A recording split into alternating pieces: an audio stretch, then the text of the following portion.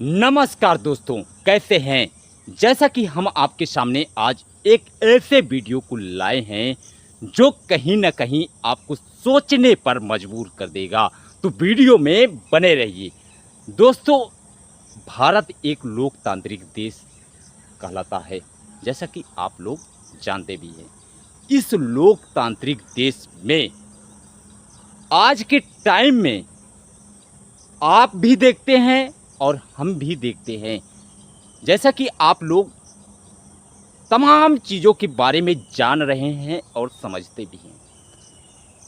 दोस्तों, कहीं ना कहीं हम ये देख पाते हैं कि जिस देश को हम एक लोकतांत्रिक देश कहते हैं, क्या हम आज के टाइम में उस देश को लोकतंत्र की संज्ञा दे सकते हैं? क्या आज हमारा डेमोक्रेसी बचा हुआ है या उसको ख़त्म करने का प्रयास किया जा रहा है? ज़रा आप सोच कर बताइएगा मेरे कमेंट बॉक्स में। और ये भी बताइएगा, क्या आपके बच्चों को वो अधिकार मिल पा रहा है जैसा कि हम एक्सपेक्ट करते हैं, आशा करते हैं? क्या मिल पा रहा है? नहीं ना। क्यों नहीं मिल रहा है? क्योंकि बड़े बड़े अमीरों के बच्चे के लिए ऐसी सुख सुविधाएं उपलब्ध हो जाती हैं जिससे गरीब बच्चों का हक छीना जा रहा है। क्या यही हमारा लोकतांत्रिक देश है? क्या यही हमारा डेमोक्रेसी है? उंगली तो खड़ी होगी ही। दोस्तों, इस तरीके से आप देख सकते हैं कि स्टूडेंट की क्या हालत हो गई है। बच्चों में किस तरीके से एक उम्मीद जागी थी, आज उसी उम्मीद को प्रशासन कहें या सरकार कहें, इस सरकार की रवैया तो देखो। 20 जुलाई में जो प्रोटेस्ट हुआ था, उस प्रोटेस्ट में अनेक छोटे छोटे बच्चे भी उस प्रोटेस्ट में गए थे। दोस्तों, अगर आप वीडियो देखे होंगे कल ना, आंख से आंसू निकल गए होंगे। किस तरीके से प्रशासन अपनी रवैया को दिखा रहा है।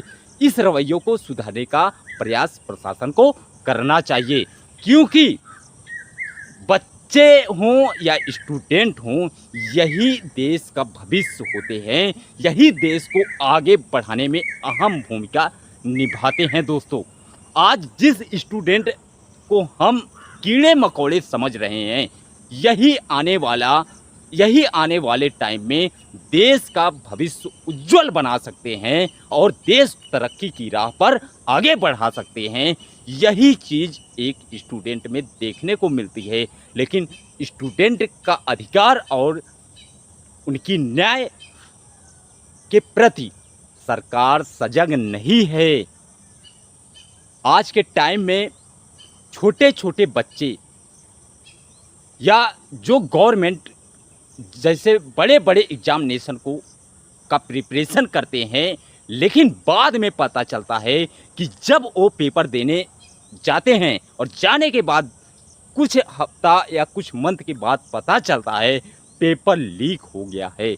क्या यही हमारा डेमोक्रेसी है? क्या यही हमारी न्याय व्यवस्था है? उंगली तो खड़ी होगी ही खड़ी। दोस्तों, गरीब बच्चे किस तरीके से उनके माँ बाप मेहनत करके खून पसीने से थोड़े थोड़े रुपए दे देकर उनको तैयारी करवाते हैं और बाद में पता चलता है पेपर लीक हो गया है। क्या यही हमारी न्याय व्यवस्था है? इस न्याय व्यवस्था पर उंगली खड़ी होगी ही होगी। क्यों ना खड़ा हो, जब प्रशासन ही इस तरीके से अपनी रवैया दिखाए। दोस्तों, हम सिस्टम के खिलाफ हैं। क्यों?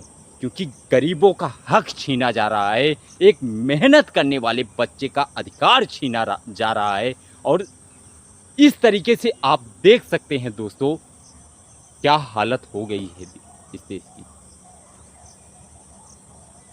लोग बड़ी बड़ी बातें तो करते हैं कि हम विकसित भारत बनाएंगे, हम विकसित भारत की तरफ बढ़ रहे हैं। अरे ऐसे विकसित भारत बनेगा, लालत है ऐसे विकसित भारत पर।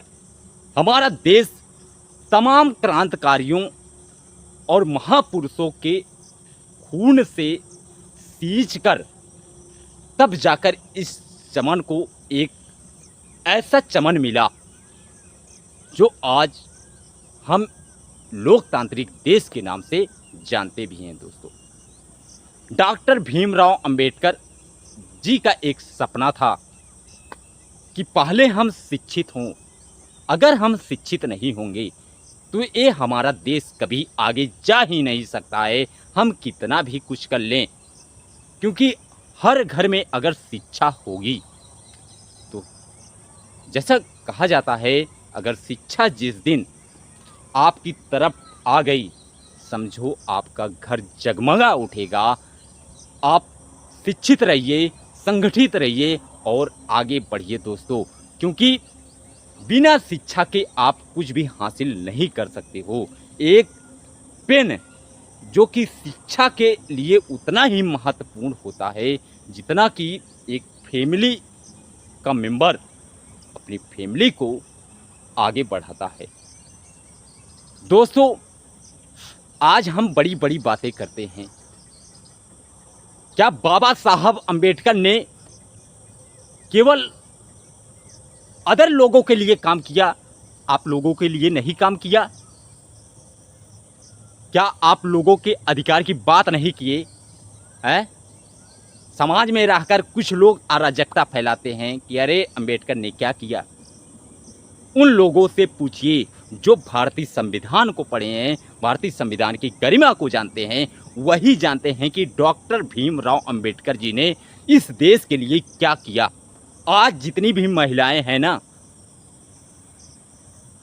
उनको जानने का प्रयास करती ही नहीं हैं। करती भी हैं तो वही महिलाएं आगे भी बढ़ रही हैं।